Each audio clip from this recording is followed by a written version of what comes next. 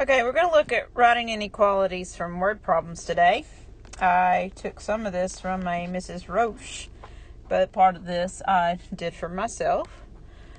Word problem solving strategies, we've looked at the STAR method, and the steps that are listed here are part of STAR. When you read through the entire problem, highlight the important information and keywords that you will need to solve the problem, and you identify your variables. You have searched the problem. When you write the equation or inequality, you've translated the problem. When you've solved it and wrote your answer in a complete sentence, you have answered the problem. And when you check and justify your answer, you're reviewing your problem. So even though these are written differently, they're all part of that STAR process that we have been using to solve word problems. Inequalities have some key words to be aware of. At least means greater than or equal to. No more than means less than or equal to. More than means greater than, and less than, of course, means less than. So if you'll watch for some of these keywords in the word problems, it will help you do them.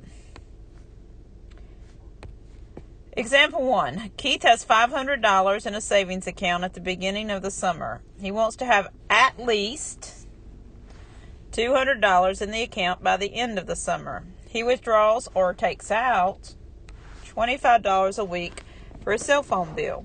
Write an inequality that represents Keith's situation.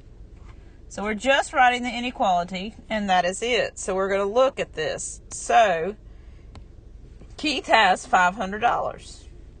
He takes out or subtracts $25 a week, but he wants to end up with at least greater than $200. So he doesn't want to go below that. He wants to stay above the $200 mark. And so he wants to have more than $200 in his account at the end of the summer. Yellow taxi cab charges $1.75 flat rate in addition to 65 cents per mile. Katie has no more than $10 to spend on a ride. Write an inequality that represents Katie's situation. Again, Katie cannot go over that $10 mark because it's all she has to ride in the cab. So for her, she's going to pay 65 cents for every mile she's in the cab, and that flat rate fee that they charged. But she does not want to go over 10. She has to stay under $10, less than or equal to $10, because that's all she has to spend. Chris wants to order DVDs over the internet. Each DVD costs $15.99, and shipping for the entire order is $9.99. Chris has no more than $100 to spend. Write an inequality that represents the situation. So he can have no more. He can't go over $100 because he doesn't have it. So we're going to write an inequality that represents it. And then we're going to look at how many DVDs Chris can order without exceeding his $100 limit. So we're going to justify our answer mathematically. So we're going to look at the fact that he's going to purchase some DVDs. They're $15.99 each. Plus he has to add the shipping rate, and he does not want to go over the $100. Because if he goes over the $100, he's in trouble because that's all he has. So let's see how many he can actually purchase. So we have to solve it. So we're going to undo the addition. He's going to have to take away the shipping costs that he had, because that is a fee he has to pay. That would leave him with $90.01 to spend on some DVDs. So we undo the multiplication because they were each $15.99, and we divide the 90.01 by $15.99. And when we do that, we get a decimal. You have to think about the real world situation you're looking at. He is purchasing DVDs. We can't get part of a DVD. You don't want one that's broken and only have part of one. So he's going to have to buy 5 or 4 or 3 or 2 or 1. He can't buy 6 because that goes over the 5.629. So he's going to have to buy 5 or less if he's going to stay within his budget. Skateland charges $50 flat fee for a birthday party rental and $5.50 for each person. Joanne has no more than $100 to spend on the birthday party. Write an inequality that represents Joanne's situation. And how many people can Joanne invite to her party without exceeding her limit? Justify your answer mathematically. So again, she only has $100, so she can't go over it. She has to stay under it.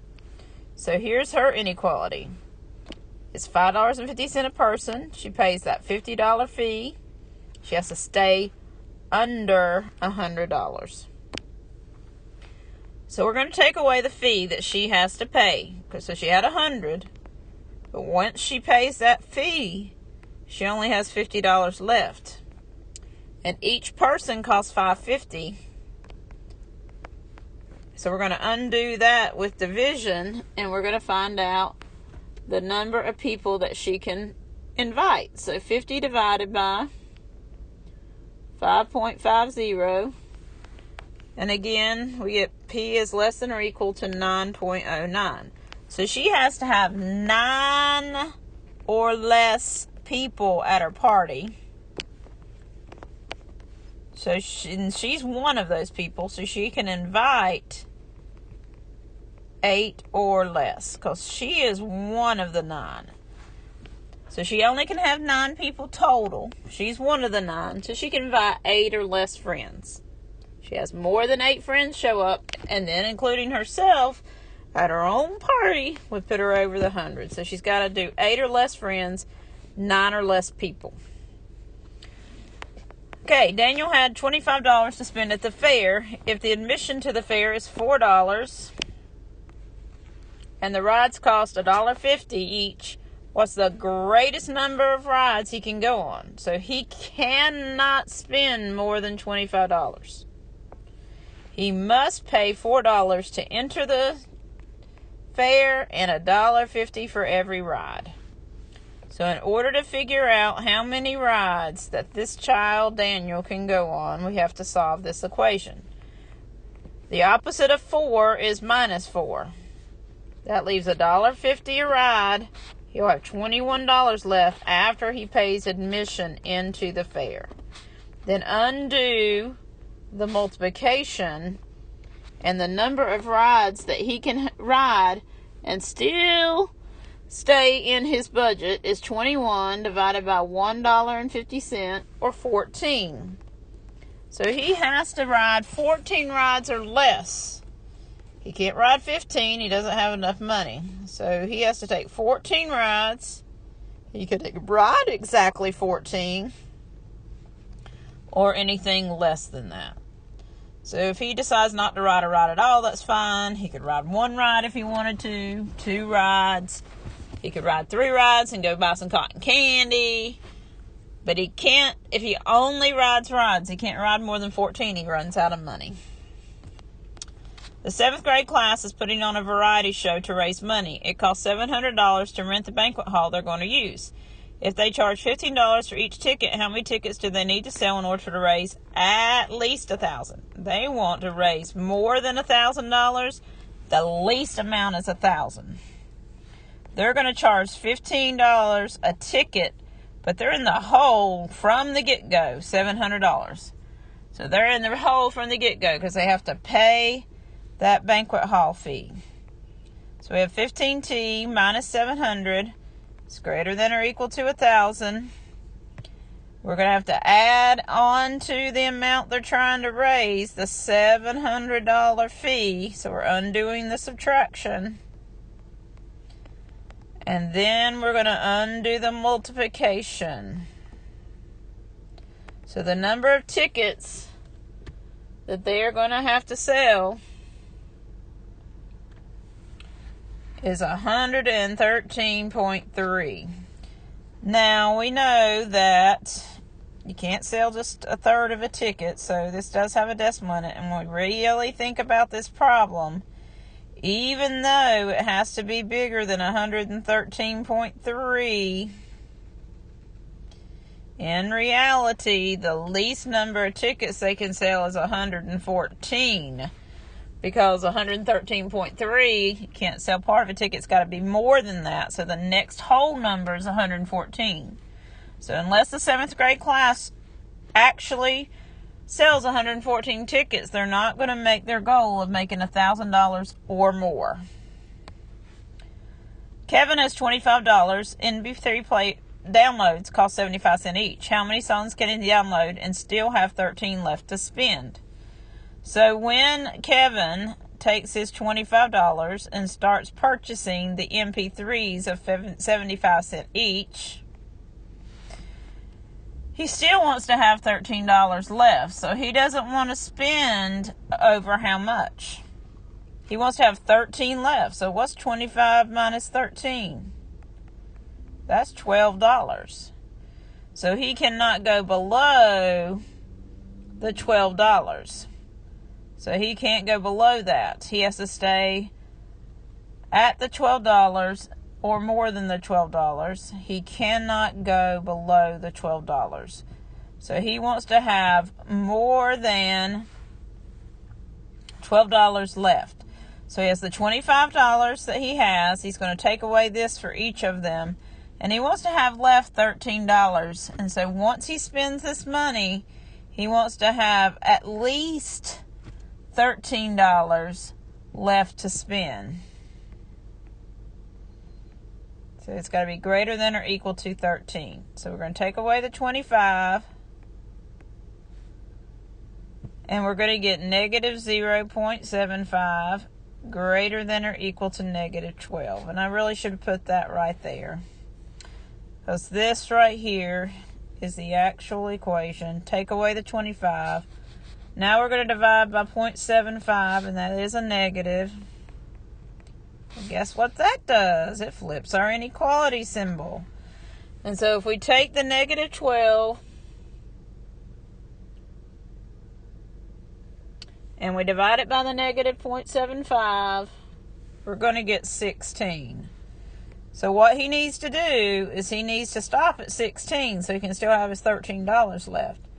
But he can order any less than that too if he wants to.